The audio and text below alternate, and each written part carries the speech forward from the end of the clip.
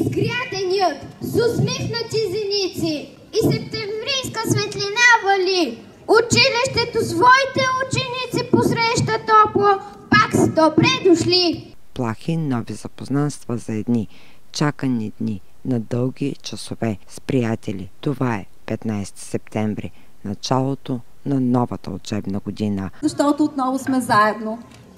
Защото всички сте тук. Защото сте по-големи, защото сте здрави, защото сте по-знаещи. Усмихната съм, защото целият ми екип е тук и е заедно с вас. Усмихната съм, защото и вашите родители са тук. Така че имам огромното удоволствие да ви кажа отново добре дошли на първия учебен ден от новата учебна година.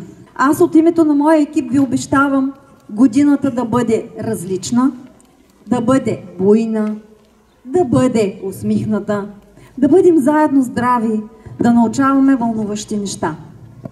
На колегите си обещавам да направя всичко възможно, да имат най-добрите условия за работа, да имат всичко, от което е необходимо на български учител, за да имаме модерно училище. Просването с тази светена вода в името на Отца и Сина и Святаго Духа. Амин. Госпожа Костадинова, тук ще ви поздравим с този празник, който се празнува в цялата наша родина. Първият учебен ден, откриване на учебната година, като ви пожелаем първо на учениците да изучават с успех полезните науки, да имат само отлични оценки, за да бъдат по-полезни за нашата държава.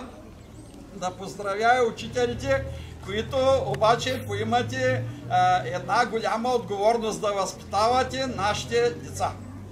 С доказаната подкрепа на ръководството на община Тунджа, с неизменната, откровенна, благодарна подкрепа на цялото население на село Роза, на родителите на децата, ние започваме новата учебна година, 2023-2024 година, в едно училище с патрон, чието име свети на небосклона. Основно училище Свети Паисий Хилендарски, село Роза. Добре дошли! Отново е 15 септември. Децата на България отново тръгват на училище. Честит празник на всички, които честват и издигат ценностите на образованието и авторитета на българското училище. Скъпи първокласници, днес за пръв път ще прекрачите с трепет и с очакване прага на родното Тунджанско училище. Настоящия празничен ден ще ви поемат ръцете на вашият учител и ще ви поведат към светлината и мъдростта на буквите и към безкрая на цифрите.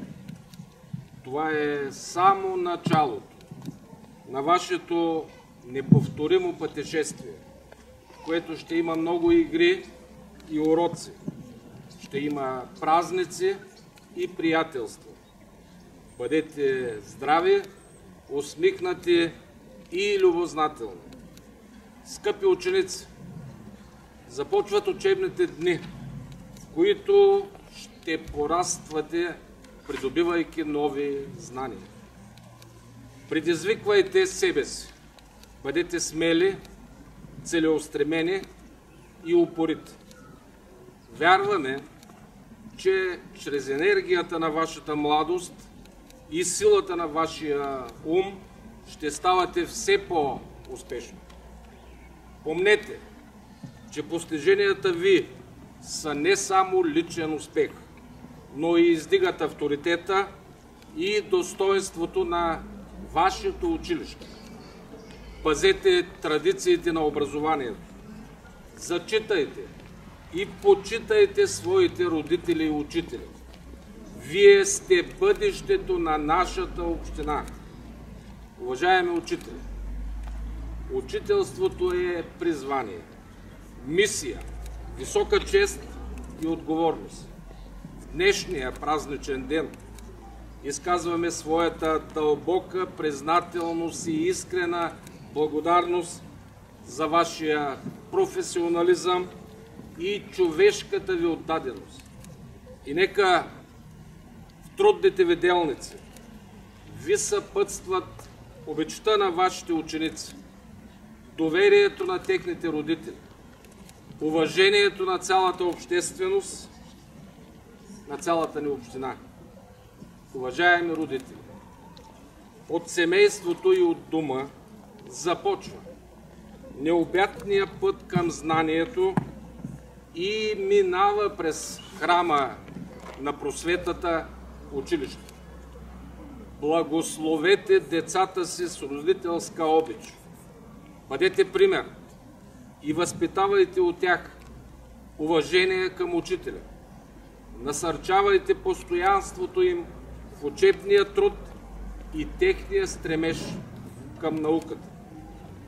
Мъдрецът Аристотел е казал: тези, които образоват децата си добре, са на по-голяма почет от тези, които просто ги създават, защото последните само им дават живот, а първите им показват изкуството да живеят добре.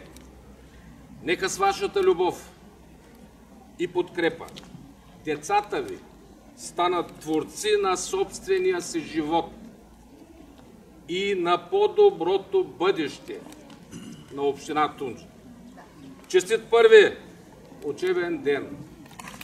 Да бъде успешна учебната година, да донесе знания и стремежи, да създаде здрави човешки връзки и увереност в каузите на образованието. Когато трябваше да определяме за началото на тази учебна година, кой от ръководството на общината къде да бъде в този ден?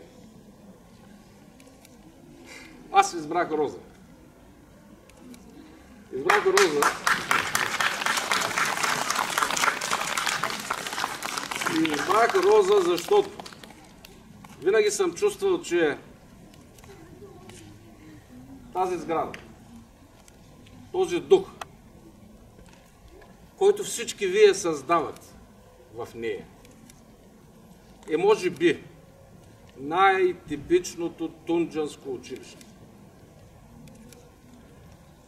Гордея се с всички тунджански училища. Но пожелавам на Мария Костадинова и на всички вас да пазите векове духа на училището в село Роза. Той е нашия истински тунджански